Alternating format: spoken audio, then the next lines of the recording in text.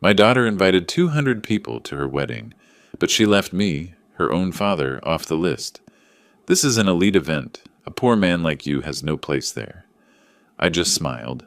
On the day of the wedding, I flew in anyway, in my own helicopter, landed right on the grounds of her elite restaurant, and revealed the whole truth. The wedding was canceled in 15 minutes. Before we continue, please subscribe to the channel and write in the comments what time it is where you are now. The phone rang while I was reorganizing Barbara's old recipe box, something I did when the house felt too quiet. Sunday afternoon, light filtered through the kitchen curtains, turning everything amber and soft. I almost didn't answer. Dad, I have amazing news. David proposed last night. We're getting married. Jennifer's voice hit me like a wave, bright, electric, almost too cheerful. My daughter, engaged. The words should have filled me with pure joy, but something underneath her excitement felt rehearsed, like she'd practiced this call. That's wonderful, sweetheart. I'm so happy for you. I know, we should celebrate. Can you meet us for lunch today? There's a place near Coconut Grove, Bellemare. Say 2 o'clock? Us, not him. Not David, the man I'd never heard of until 30 seconds ago. Us, like they were already a unit and I was orbiting outside. I'll be there, I said. 2 hours later, I pulled my 2008 Toyota Camry into Bellemare's parking lot and spotted the black Mercedes-Benz gleaming in the Florida sun. New model, dealer plates still visible. I parked 3 spaces away, climbed out, and caught my reflection in a car window. Khaki pants, plain polo shirt, worn boat shoes. Simple. Practical. Exactly what I'd chosen to be for 3 years.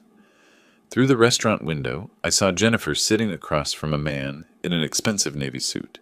She was laughing, touching his arm, animated in a way I hadn't seen since before Barbara died. The man turned as I approached, and his eyes performed a quick scan, head to toe taking inventory. 2 seconds. That's all it took for his expression to settle into something I recognized. Polite dismissal. Mr. Warren, good to finally meet you. Jennifer talks about you. David Mitchell's handshake was firm, professional, over before it began. His smile revealed perfect teeth, but nothing behind them. Nice classic car you've got there. Toyota, right? They run forever. The word classic landed like a polite insult. Jennifer fidgeted with her napkin, watching David's face more than mine. I slid into the booth across from them, feeling the worn vinyl beneath me, and noticed the menu prices. Expensive enough to impress, but not so expensive that David would need to contribute much. Calculated. So tell me about yourself, David, I said. Financial consultant. Corporate restructuring, mostly. I help companies optimize their assets. He checked his Rolex, quick glance, casual but deliberate. Keeps me busy. Jennifer jumped in, her voice too bright. We're thinking August 23rd. I know it's fast, but David's schedule is tight, and we found this perfect venue. It's going to be beautiful, Dad. Really elegant. The kind of wedding Mom would have loved. The mention of Barbara hit my chest hard. I looked at Jennifer and saw my wife's face, the woman who married me when I was just a waiter, who believed in me when I had nothing. Barbara had dreamed of this moment, planned for it in those quiet conversations late at night. She'd wanted Jennifer to marry well, to be happy, to have everything we'd built together. But this moment felt hollow. We're thinking Azure Coast, Jennifer continued, glancing at David for approval, on Miami Beach. The views are incredible. I knew Azure Coast. Of course I knew it, but I said nothing. David leaned back, cutting into his steak with surgical precision. These events add up fast. Venue, catering, flowers, easily 50, 60,000 for something decent. But hey, you only do it once, right? Parents usually cover it, tradition and all that. The statement hung in the air, not quite a demand. Jennifer wouldn't meet my eyes. Her hand crept toward David's arm again, seeking reassurance from him instead of connection with me. The waiter appeared, refilled water glasses, vanished. David's phone buzzed. He glanced at it, lips tightening. Excuse me. Business call. He stood, pressed a kiss to Jennifer's temple.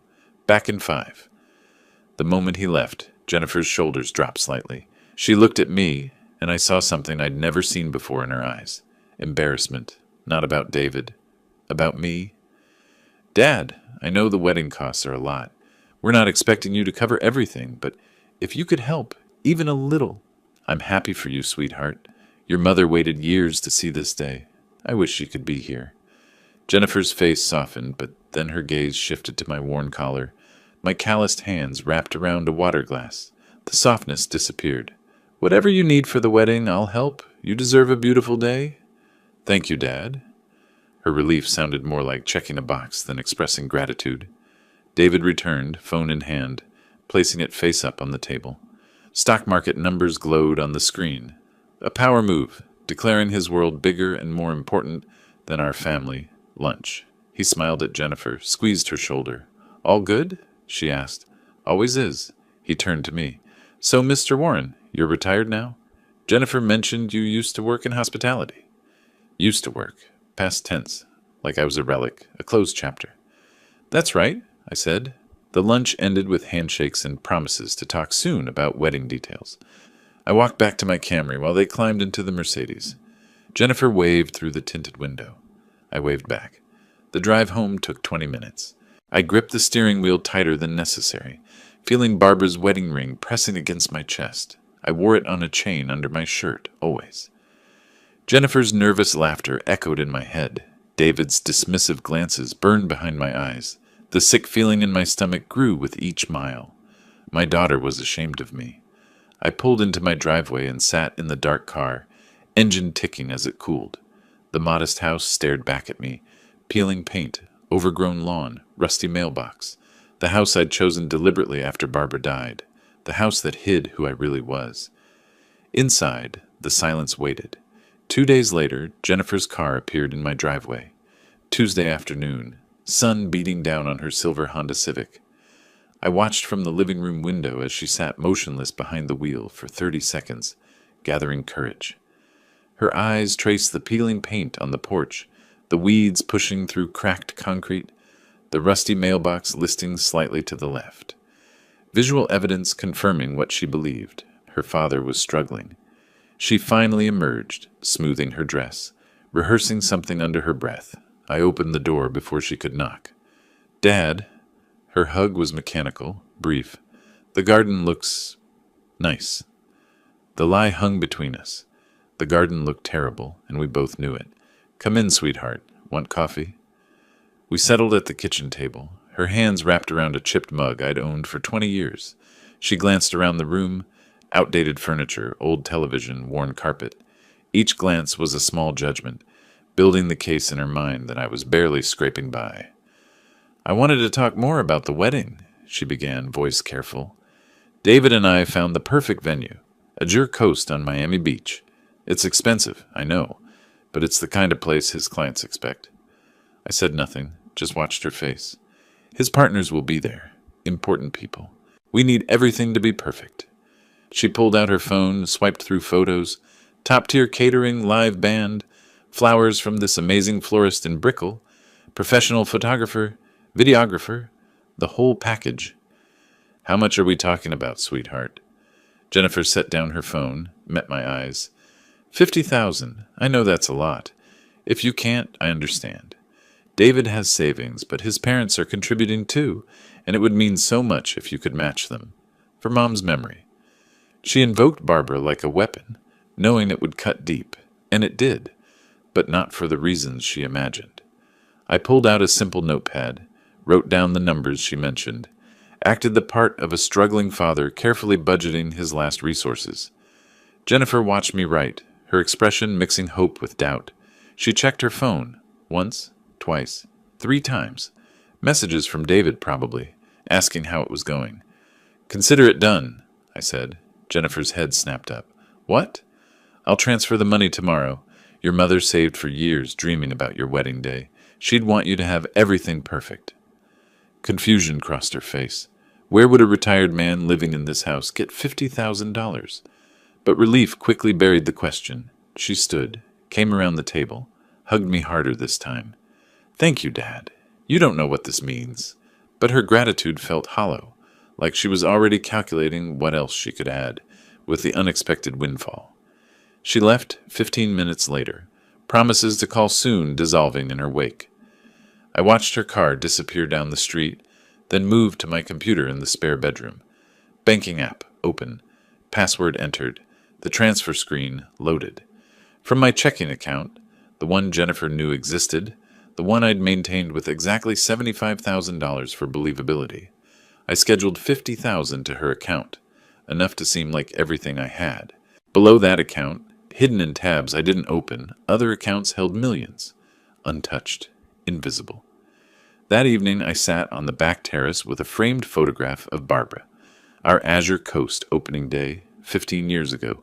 We stood in front of the restaurant, cutting the ribbon, surrounded by friends and investors. Barbara's smile was radiant. We'd built an empire together, 8 restaurants across South Florida, the Azure Coast, our crown jewel. She'd insisted we raise Jennifer humbly, teach her values, keep her grounded despite our wealth. After Barbara died, I'd made a decision. Live modestly. See who valued me for myself, not my money. 3 years of playing poor, watching relationships reveal their true nature. Jennifer had passed every test until now. Voices drifted from the front of the house. I stood, moved quietly through the dim kitchen. Jennifer was on the porch, phone pressed to her ear. She thought I was inside. He just gave it to me. All 50,000, no questions. David's voice tinny through the speaker. I couldn't make out words, but his tone was mocking. I know, right? That's probably everything he has. Jennifer laughed, sharp, dismissive. God, I hope he doesn't expect some big role at the wedding now. David, your partners are going to be there. We can't have him showing up in those clothes looking like... She stopped mid-sentence, glanced toward the door. I stepped back into shadow. Her voice dropped lower, but I caught fragments. Small table in the back. Maybe just the ceremony. We'll figure it out. She ended the call, walked to her car, drove away. I stood in the darkened kitchen, Barbara's photograph still in my hand, the conversation playing on repeat in my head. I returned to the terrace, sat in the darkness. The Azure Coast. Jennifer had chosen my restaurant for her wedding without knowing I owned it. The irony would have been funny if it didn't burn through my chest like acid. I picked up my phone, opened the banking app again. The transfer glowed on the screen. $50,000, scheduled for tomorrow morning. Below it, in accounts Jennifer would never see, millions sat untouched. I stared at the numbers, then closed the app. A decision crystallized in my mind, sharp and clear. I would go to this wedding. Whether invited or not, I'd be there. Jennifer wanted elegant. She wanted to impress David's partners with a venue she didn't know belonged to her embarrassing father. Fine. She'd get exactly what she asked for, and she'd learn precisely who she'd chosen to humiliate. 4 days passed since I transferred the money. Saturday morning arrived with bright Florida sun and an empty mailbox.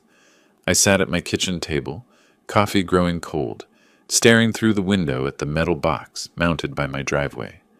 1 week until the wedding. My neighbors had received their invitations 3 days ago. I'd seen the elegant cream envelopes in their hands at the community mailboxes, heard them discussing the fancy venue over hedges and driveways. My mailbox stayed empty. I checked my email for the dozenth time. Nothing. Spam, bills, grocery store coupons, no wedding invitation. I picked up my phone, kept my voice light and casual. Sweetheart, I was just checking. I haven't received the wedding invitation yet. Should I be watching for it in the mail, or are you doing email invitations? Oh, Dad, the printer had some delays. Jennifer's voice carried that hollow quality I was learning to recognize. Background noise suggested she was busy with something else. Rustling papers. David's voice in the distance. We're still addressing them. So many guests, 200 people. I'll bring yours by personally. Don't worry about it. 200 people. But not me. Not yet. Okay, sweetheart. Just wanted to make sure. I hung up unconvinced. The lie felt obvious now that I knew what to listen for. The next morning, I drove to my usual coffee shop in Coral Gables, a routine I'd maintained for 3 years, part of the modest lifestyle I'd built deliberately. The place knew my order: medium black coffee, occasionally a blueberry muffin. Simple, unremarkable, exactly what a struggling retiree would choose. Clifton! Robert from 2 streets over spotted me while I waited for my order. 60s, retired accountant, pleasant enough neighbor. He approached with that enthusiastic energy people have when they're about to share news they think you already know. Congratulations on Jennifer's wedding. Azure Coast. Wow, that's the place in Miami Beach, right? My hand froze, reaching for the coffee cup the barista had just set down. Azure Coast, I repeated. Yes, that's wonderful. I've never been, but I hear it's incredible. Must have cost a fortune to book. Robert pulled out his phone, swiped through screens. Your daughter must have some serious connections. Or did you help her get in there?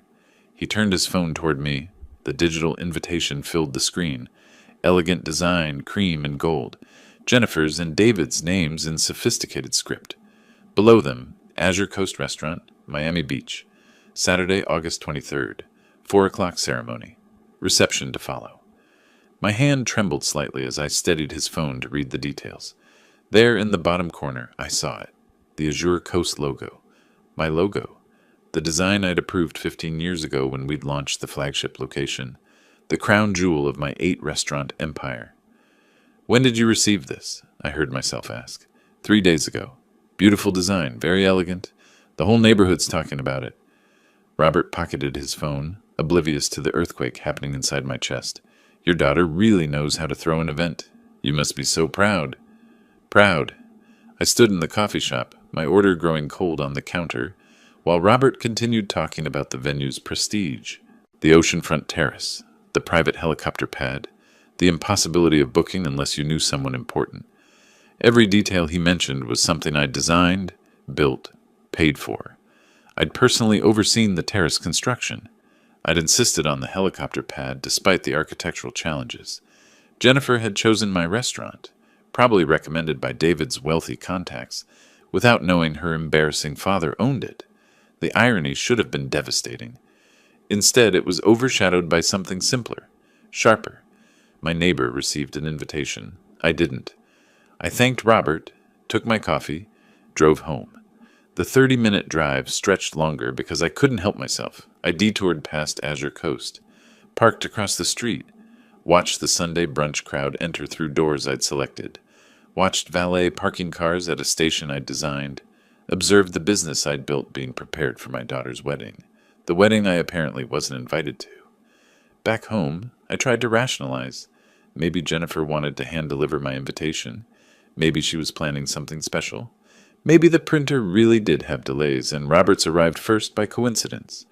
But I remembered her phone conversation with David. We can't have him showing up in those clothes. I remembered her uncomfortable glances at my house, her relief when I'd agreed to the money so quickly. That evening I sat in my living room surrounded by the deliberate simplicity I'd chosen after Barbara's death. The worn furniture, the outdated television, the faded carpet. I'd lived here for 3 years, testing relationships, seeing who valued me versus who valued my money. I opened my desk drawer and pulled out a folder marked Jennifer. Inside, receipts, bank statements, canceled checks. University of Miami tuition, $80,000 across 4 years. Her first car, a sensible Honda, $15,000. Co-signing her apartment lease, covering 6 months of rent when she couldn't find work, another $9,000. Every contribution documented, a paper trail of paternal love measured in dollars. I spread them across my kitchen table, added them mentally. Over 34 years, I'd given Jennifer roughly $350,000 in direct financial support. Not counting Christmas gifts, birthday presents, the countless smaller expenses parents absorb without tracking. She'd taken everything. Now she was ashamed to invite me to her wedding. I picked up my phone to call her again, typed 3 different text messages, deleted them all, set the phone down, picked up Barbara's photograph instead, the one from Azure Coast's opening day, both of us grinning at the camera, proud of what we'd built together. Sat in the growing darkness without turning on lights. 3 days crawled by. I went through the motions of daily life, checking mail obsessively, refreshing email, watching my phone. No invitation, no call, no acknowledgement that I'd given Jennifer $50,000 1 week ago. By Tuesday evening, with the wedding 4 days away, I realized I'd been making excuses for the inexcusable. I picked up my phone. Jennifer's contact filled the screen. This time I didn't delete the message. I didn't hesitate. I made the call. The phone rang 3 times before Jennifer answered. 4 days until the wedding. 3 days since Robert had shown me the invitation to my own restaurant. 72 hours of making excuses. The waiting ended now. "Hey, Dad, what's up?"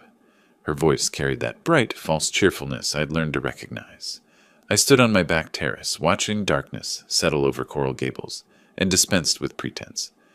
"Jennifer, I need to know. Am I invited to your wedding? A yes or no answer, please." Silence stretched across the phone line. 5 seconds. 10. 15. I could hear her breathing, hear David's voice in the background, asking something I couldn't quite make out. The pause told me everything before she spoke. "Dad, this is going to be an elite event."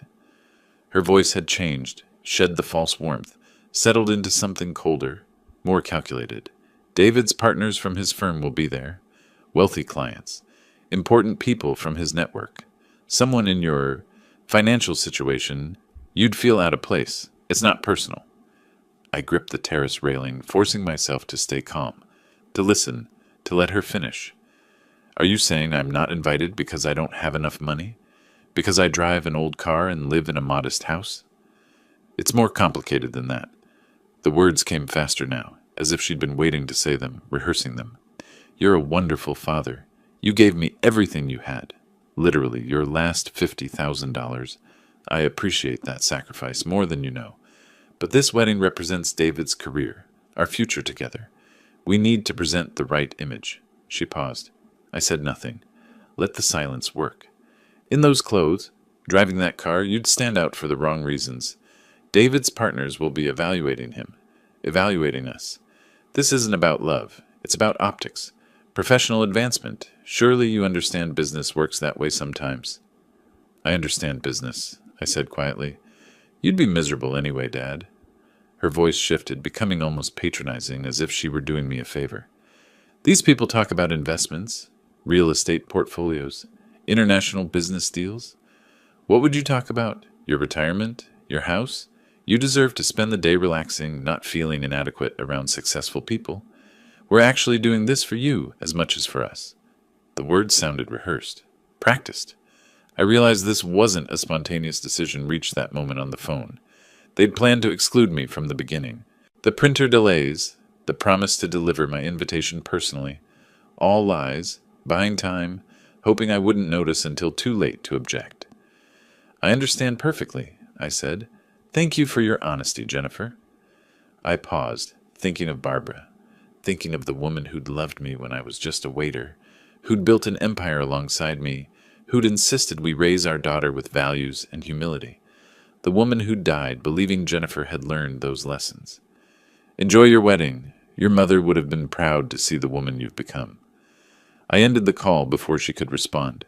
For a long moment, I stood in the darkness of my terrace, phone resting in my palm, feeling something shift inside my chest.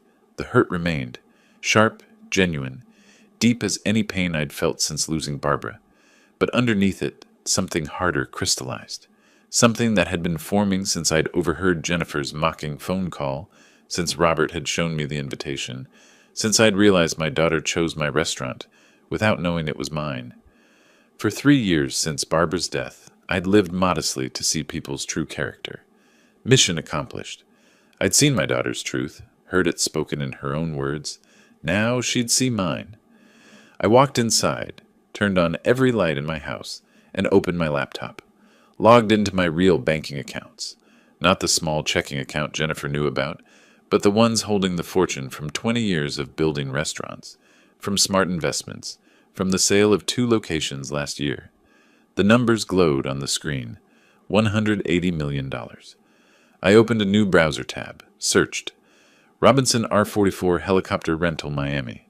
Another tab, Helicopter Landing Azure Coast, Miami Beach. I pulled up my contacts, found Stephen Murphy's number, the manager of Azure Coast Restaurant. My restaurant. Jennifer's wedding venue. My fingers hovered over the keyboard. Not yet. I needed to think this through carefully, strategically, the way I'd built my business, methodically, with attention to timing and detail. I pulled Barbara's photograph from the other room, set it beside my laptop, wanted her watching as I made these decisions, wanted to feel her presence. If Jennifer wanted an elite event at an exclusive venue, I'd give her exactly that, and more than she bargained for. The hurt father was gone. The strategic businessman, the man who'd turned a single seaside cafe into an 8-restaurant empire, who'd negotiated million-dollar deals, who understood exactly how power worked, that man was back. I opened a new document, typed a title. Saturday, August 23rd, Arrival Strategy. My fingers paused over the keyboard. Then I began typing steadily, methodically, building the framework. 4 days to prepare the most important entrance of my life. The clock showed 10:47 p.m. I wouldn't sleep tonight. I didn't need to. Wednesday morning arrived with bright sun and purpose. I'd spent the night mapping strategies, calculating timing, building the framework. Now I needed allies. I loaded my laptop bag with documents, corporate ownership papers, bank statements, the folder of receipts showing every dollar I'd given Jennifer over 34 years, and drove my old Toyota toward downtown Miami. The glass towers reflected morning light, making the city look cleaner than it was. I parked in the garage beneath Robert Chen's building and took the elevator to the 23rd floor. Robert had been my attorney for 20 years, handled the structuring of Warren's elite dining, knew every detail of my hidden wealth. He was also the only person I'd told about my decision to live modestly after Barbara died. His assistant showed me into the conference room overlooking Biscayne Bay. Robert entered moments later, coffee in hand, his usual professional smile faltering when he saw my face. What happened? I told him everything. Jennifer's rejection, her explanation that I was too poor, would embarrass her, should stay home. The venue being Azure Coast, my own restaurant. Robert's composure cracked. She said, "What? That you're too poor for her wedding? At your restaurant?" He set down his coffee hard enough to slosh liquid over the rim. "Clifton, this is beyond disrespectful. What do you want to do?" I spread documents across his conference table. Ownership papers, financial statements, the timeline of my 3-year experiment. "I want to attend my daughter's wedding. I'll arrive by helicopter at 4:30 Saturday afternoon, land on the pad I installed 5 years ago, and walk into my restaurant. I won't disrupt the ceremony. I'll just be there. The truth will handle the rest." Robert studied me for a long moment, then nodded. Attorney mode engaged. He pulled out his phone, started making calls. First to a helicopter charter service he'd used for corporate clients. "Robinson R44, Saturday afternoon, departure at 4:10. Yes, landing at Azure Coast Restaurant, Miami Beach. Confirming the pad can accommodate." He negotiated price, confirmed insurance, secured the booking while I listened. "You'll need a witness," Robert said after hanging up. "Someone who can verify what happened. I'm clearing my Saturday afternoon." We spent 2 hours planning logistics, timing, legal boundaries, what I could say, what I couldn't. Robert made notes in his precise handwriting, building the framework that would protect me from any claims of disruption or trespassing. "It's your property," he confirmed. "She rented the venue, but you're the owner. Legally, you have every right to be there." After leaving Robert's office, I drove to Miami Beach, to Azure Coast. I hadn't visited in 3 years, part of my deliberate invisibility, my experiment in seeing who valued me versus my money. I parked in the employee lot and entered through the service entrance. The kitchen smelled like garlic and fresh seafood. Line cooks worked efficiently, lunch service in full swing. Stephen Murphy nearly dropped his clipboard when he saw me walking through. "Mr. Warren?" We'd communicated only by email for years. He thought he reported to a corporate management company. Didn't know the owner's face. I asked to speak privately, and he led me to his cramped office overlooking the ocean terrace. "Stephen, I need to tell you something, and I need your help." I explained everything, my daughter's wedding, her belief I was poor, her decision to exclude me. Stephen's face cycled through shock, confusion, then anger. "Wait, Jennifer Warren is your daughter? The bride who's been emailing me for 2 months?" He pulled up the wedding contract on his computer, showed me every detail. "She had her fiancé? Call last week asking for a discount for friends. I told them our rates are non-negotiable. They paid $58,000. More than the $50,000 I gave her. She'd spent my money plus extra, all while excluding me from the event. "How can I help?" Stephen asked. "Saturday afternoon, 4:30 exactly, a helicopter will land on the north pad. That'll be me. Make sure the area's clear. And when I walk inside, just Confirm who I am if anyone asks. Stephen's jaw tightened. It would be my pleasure. I walked through my restaurant before leaving, touched the mahogany bar I'd selected 15 years ago, looked at the ocean view through floor-to-ceiling windows, saw the framed photograph on the wall, opening day, Barbara and me cutting the ribbon that Stephen had carefully maintained. The restaurant was beautiful, successful, mine, and Jennifer had chosen it without knowing. That evening, back home, my phone buzzed with a text from Jennifer. Dad, please don't come to Azure Coast on Saturday. I know you might want to see the venue, but it would be too painful for you to watch from outside. Stay home and relax. We'll visit you Sunday and show you photos. Love you. I read it 3 times. She actually thought I might stand outside my own restaurant, watching through windows like a beggar. The condescension in those 2 words, love you, made my jaw clench. I didn't respond. Instead, I opened my closet and pulled out the garment bag I hadn't touched in 3 years. Inside, my Tom Ford suit, custom-tailored charcoal gray with subtle pinstripes, Italian leather shoes, platinum cufflinks that had belonged to my father. I'd worn this suit to business meetings with investors, to restaurant openings, to charity galas with Barbara. I'd wear it again Saturday. I tried it on, standing in front of my bedroom mirror. The man looking back wasn't the modest retiree in polo shirts and khakis. This was the businessman who built an empire, the husband who stood beside Barbara at ribbon cuttings, the father who deserved respect.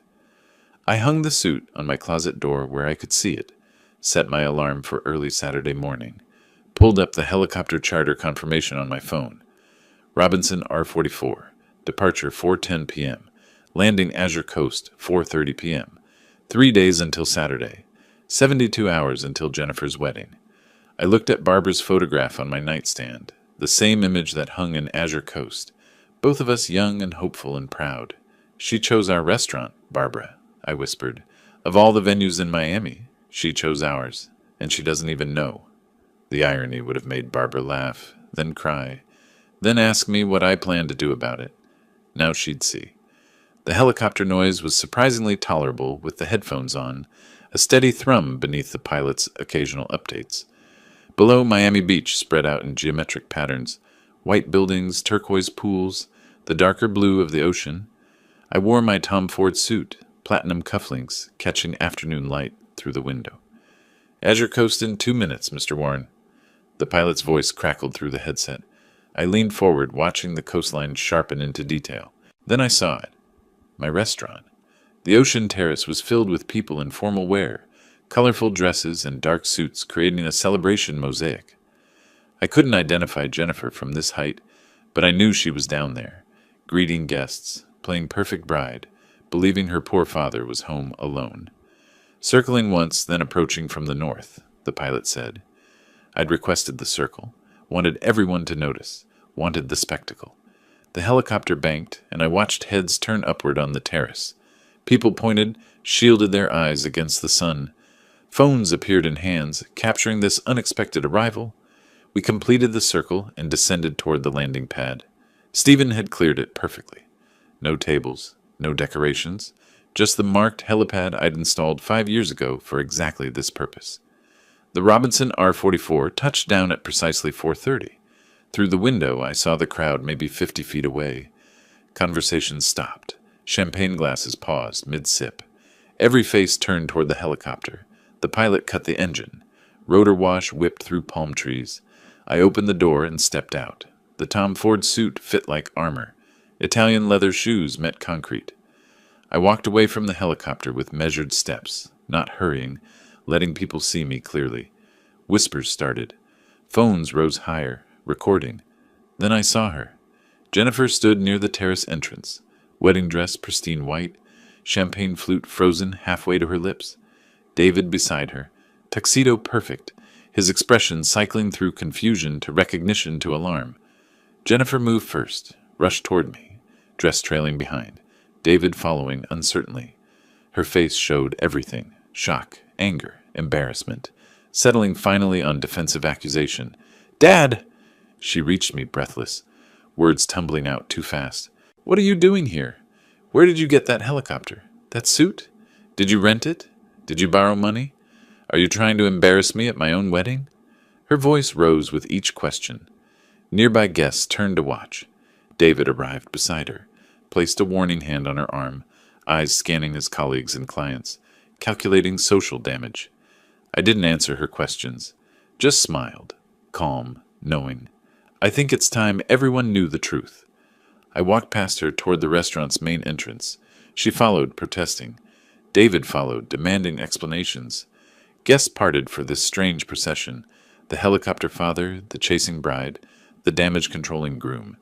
Stephen Murphy stood at the entrance, holding the door open.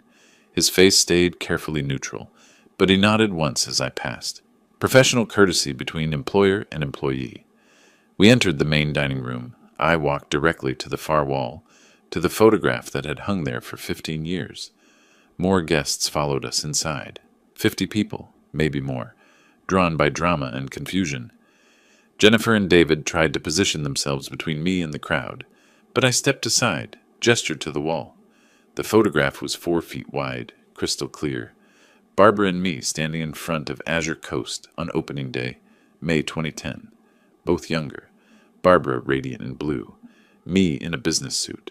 Behind us, the restaurant's name shining in new letters. Oversized scissors in our hands, red ribbon cut and falling. Below the photo, a brass plaque. Azure Coast, founded by Clifton and Barbara Warren. May 15th, 2010. First location of Warren's Elite Dining.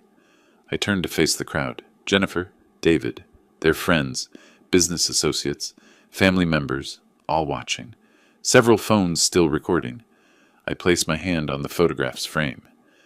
I'd like you all to meet my late wife, Barbara. This is us, 15 years ago, opening Azure Coast. My voice carried clearly through the dining room. I'm Clifton Warren. I own this restaurant and 7 others in Florida. My daughter is getting married here today at my restaurant, the wedding she told me I was too poor to attend. The words hung in the air. Silence fell. Complete. Absolute. 50 guests stared at the photograph, then at me, then at Jennifer. Someone's phone was still recording. The small red light blinked steadily. David's face had drained of color. His hand dropped from Jennifer's arm. Jennifer stood frozen, mouth open, no words coming. Her champagne flute, somehow still in her hand, began trembling. Then someone in the back started typing on their phone. Then another. The name Clifton Warren being searched, Googled, investigated. I could almost hear it. The sound of my secret ending, truth spreading through Wi-Fi signals and data connections. Stephen Murphy stepped forward, breaking the silence. It's true. Mr. Warren is the owner. I've managed this restaurant for him for 8 years. More typing. More searching. Faces illuminated by phone screens. Jennifer finally found her voice. It came out as a whisper. No, that's not. You can't be. I turned to face my daughter fully, looked into her eyes. Let her see something she'd never seen before. Not anger, not hurt, but quiet justice. I can be, Jennifer. I always have been. The silence lasted maybe 3 seconds. Then phones started buzzing with search results. A woman near the back, one of David's colleagues, expensive suit and designer handbag, spoke first, reading from her screen with growing incredulity. Warren's Elite Dining, 8 locations across Florida. Estimated net worth $150 to $200 million. The words rippled through the crowd. More phones illuminated faces. I watched the discovery spread like contagion. One person finding information, showing their neighbor, both of them searching deeper, confirming details, looking up at me, then back at their screens. Forbes article from 2019, someone else announced. Florida's hidden restaurant empire, the Warren success story. A man in his 60s held up his phone, showing a LinkedIn profile. Clifton Warren, founder and CEO, Warren's Elite Dining, LLC. University of Miami Business School, 40 years in hospitality industry. The evidence cascaded. Photos of me at business events, ribbon cuttings, charity galas, all from before Barbara's death, all showing the wealthy businessman I used to publicly be. David's boss, a silver-haired man I recognized from the ceremony rehearsal, stared at his phone, then at David. His expression darkened with understanding. Stephen Murphy stepped forward, his voice carrying professional authority through the murmurs. Everything Mr. Warren said is true. I've managed Azure Coast for 8 years, reporting directly to him. He owns this restaurant and 7 others. He's been my employer since I started in the industry. The confirmation from a neutral source, someone with no reason to lie, solidified the truth. Murmurs grew louder. A woman pushed through the crowd toward David, his sister Patricia, face flushed, hissing something I couldn't hear but could definitely interpret from her aggressive gestures. David moved suddenly, approaching me with forced enthusiasm, hand extended, smile too wide. Mr. Warren, what an incredible surprise. Jennifer must have wanted to preserve the mystery. Keep your success private. What a brilliant strategy. Very humble. Very wise. His voice projected for the audience, trying to rewrite the narrative. Make this planned, intentional. I didn't shake his hand. There's no strategy, David. I spoke clearly, ensuring everyone heard. My daughter told me explicitly that I was too poor for her elite wedding. She said someone in my financial situation would feel uncomfortable around successful people. She chose my own restaurant without knowing I owned it. Jennifer broke her paralysis. Tears streamed down her face, wedding makeup running in dark streaks. She reached for me, hands trembling. Daddy, please, I didn't know. I thought you lived so modestly. I assumed you were struggling. I was trying to... But her words scattered when she saw the guests' faces, the judgment in their eyes. Phone still recording, she turned on David instead. You said he couldn't afford to be here. You said we needed to protect our image. This is your fault. David's face hardened. Their unity fractured publicly, the stress revealing what their relationship actually was. Status, not love. I addressed the crowd one final time. The wedding is fully paid for. The ceremony will proceed as scheduled. I won't disrupt my daughter's day any further, but I wanted you all to know the truth about what happened here. About who decided a father wasn't worthy of his daughter's wedding because he drove an old car and lived in a modest house. I turned to Jennifer, looked at her directly. Your mother built this business with me. She would have been heartbroken to see what you've become. Then I walked toward the exit. Stephen opened the door. I didn't look back. Behind me, the murmur grew into open conversation, scandal spreading through 200 guests who'd carry this story across Miami's social circles by morning. Outside, ocean breeze hit my face. The helicopter waited on the pad. Stephen followed me. Mr. Warren, do you want me to proceed with the ceremony? I paused, considering. The ceremony was supposed to start in 20 minutes. 200 guests were here. The venue was prepared. I thought about Barbara, about Grace, about not becoming vindictive. Yes, let them have their wedding. They've already paid for it in ways money can't measure. I climbed into the helicopter. As it lifted off, I saw the terrace below. Guests clustering in groups, animated conversations, phones to ears making calls. The scandal spreading beyond these boundaries. By tomorrow morning, everyone in Miami's business community would know what happened here. Jennifer and David's social destruction had only begun. Sunday morning arrived with relentless sunlight and my phone ringing constantly. I sat on my terrace, coffee growing cold, watching Jennifer's name appear on the screen for the 23rd time. 9:30 a.m. The call started at 7. I didn't answer. Between calls, text messages appeared. Dad, please answer. I need to explain. I'm so sorry. Please give me a chance. I read each one, deleted none, responded to none. Across town, in the expensive Coconut Grove house Jennifer and David were renting, $7,000 monthly, I knew from the lease she'd asked me to co-sign last year, the newlyweds weren't enjoying their first day of marriage. I didn't know this directly, but Robert Chen texted me mid-morning with updates he'd heard through professional channels. David was pacing between rooms, his phone showing LinkedIn profile views from colleagues, carefully worded questions, his boss's terse message requesting Monday meeting. The story spread exponentially Sunday. What started with 200 wedding guests became 2,000 social media impressions, became 20,000 as people shared the tale. Wealthy father uninvited from daughter's wedding at his own restaurant. The narrative was irresistible. My phone showed notifications from former business associates reaching out, people I hadn't spoken to in 3 years, suddenly curious about my return to visibility. I ignored those too. The only message I considered answering came from Robert. I heard it went exactly as planned. Well executed.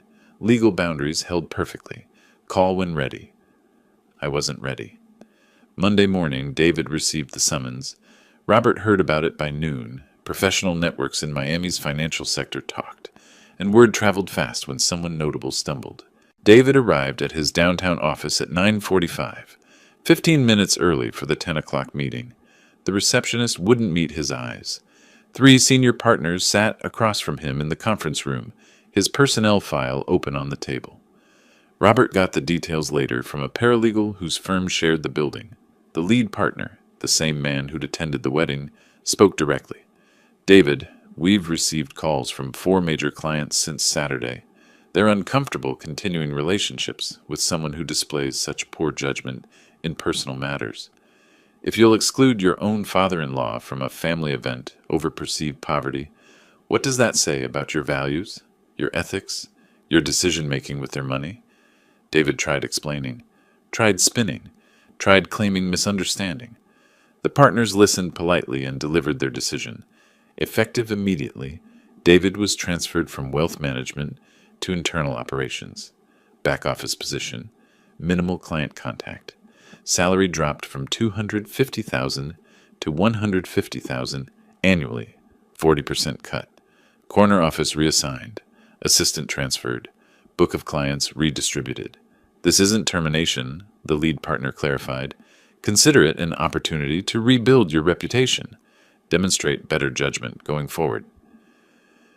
David left the meeting at 10:45. By noon, he'd boxed his personal items. By 1 p.m., he'd moved to a windowless office on the 3rd floor. That afternoon, Patricia Holmes called David. Unlike Jennifer's pleading calls to me, Patricia's anger needed no voicemail. Her voice cut through the phone. Robert heard about this from Patricia's husband, a corporate attorney he played golf with monthly. You've destroyed our family's reputation. Mother and father are humiliated. Everyone at the country club knows what you did. You're a financial consultant, David. Due diligence is literally your job, and you couldn't even research your own father-in-law's net worth before insulting him. The call ended with her demand that he and Jennifer skip upcoming family events. Until this blows over, it wouldn't blow over. By Monday evening, Jennifer had called me 47 times. I'd listened to none of the voicemails, but saw the count increasing. Her text messages grew more desperate. Detailed apologies, explanations of her reasoning, promises to change, pleas for forgiveness. I sat in my modest living room, the same room that embarrassed her, and read each message carefully. I saw the pattern. First, she apologized for the misunderstanding, then for not realizing my wealth, then for hurting my feelings. But nowhere did she apologize for the fundamental issue, being ashamed of me, valuing money over relationships, choosing status over family. She was sorry she got caught, sorry for consequences, but not truly sorry for who she'd revealed herself to be. My phone buzzed again. Jennifer's name, 48th call. I picked up the phone. Not to answer, not yet, just to hold it, to think about what came next. I'd proven my point. The truth was public. David's career was damaged. Jennifer's social standing was shattered. But what now? Barbara's photograph sat across the table. I imagined her voice. You've shown them who you are. Now show them who you can still be. I set the phone down without answering. Tomorrow I'd call Robert Chen. We'd discuss the financial reality Jennifer and David now faced. The expensive rental house they couldn't afford on David's reduced salary. The debt they'd accumulated planning an extravagant wedding. The bills coming due in weeks. The social punishment was complete.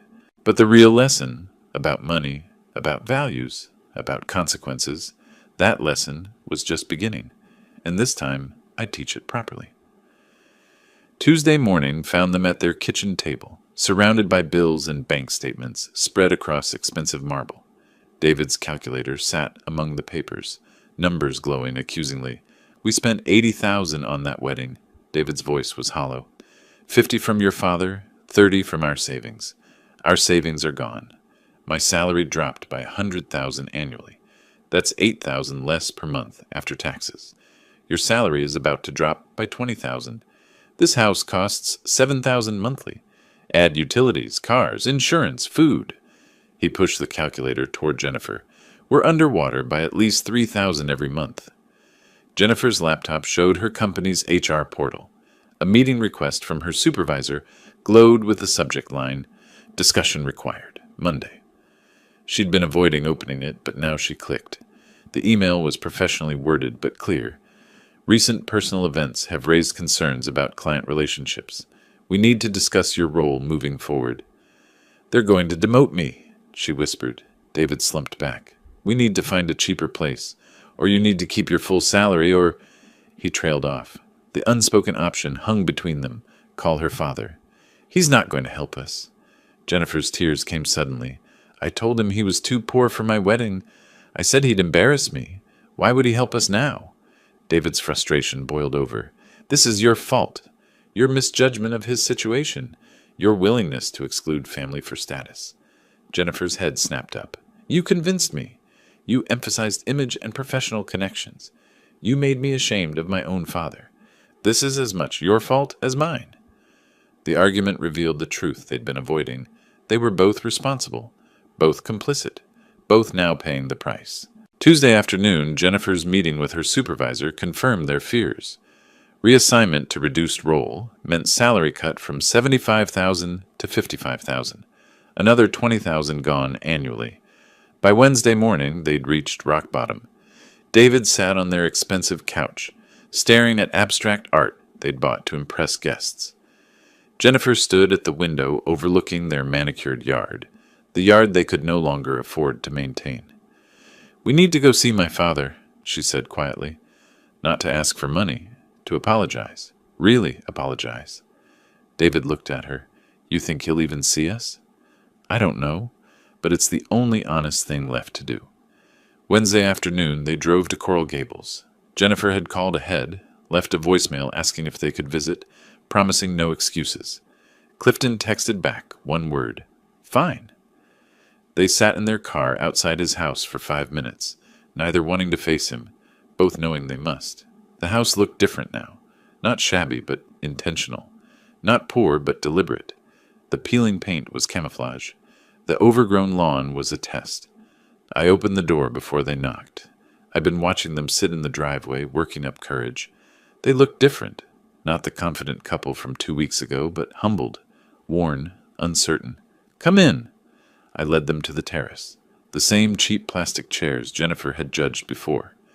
We sat in silence for a moment, ocean breeze carrying sounds from distant neighbors. Jennifer spoke first, her voice breaking. "Dad, I was horrible. I valued money and status more than you. I was ashamed of you, and that shame was about me, not you. You deserved better. You deserved a daughter who saw your worth regardless of your bank account." David followed, his voice steady but quiet. "I pushed her to exclude you. I was obsessed with image, with what my colleagues would think. I convinced her that having you there would hurt our reputation. I was wrong about everything that matters." I watched their faces, measured their sincerity. These weren't practiced words. This was real remorse. I sat back in my plastic chair, looking at them across the table. Barbara's photograph was visible through the screen door, watching from inside. I saw my daughter's tears, not manipulative crying, but genuine grief. I saw David's slumped shoulders, not defensive posturing, but true remorse. This was what I wanted. Not their destruction, but their understanding. Not their financial collapse, but their moral awakening. I took a long breath. I didn't reveal my wealth to punish you. I did it to teach you. The question now is, did you learn? Jennifer looked up, hope flickering through tears. David met my eyes directly for the first time since arriving. I stood, stretched. "Come back tomorrow morning, 10 o'clock. Meet me at Azure Coast. I have a proposal." I walked inside, leaving them on the terrace. As they drove away, I heard Jennifer whisper through the open window, "Do you think he'll forgive us?" David didn't answer. Neither of them knew. But tomorrow morning, they'd find out. Thursday morning, 9:45. They pulled into Azure Coast's parking lot, 15 minutes early. The restaurant where their wedding disaster unfolded 5 days ago felt different now.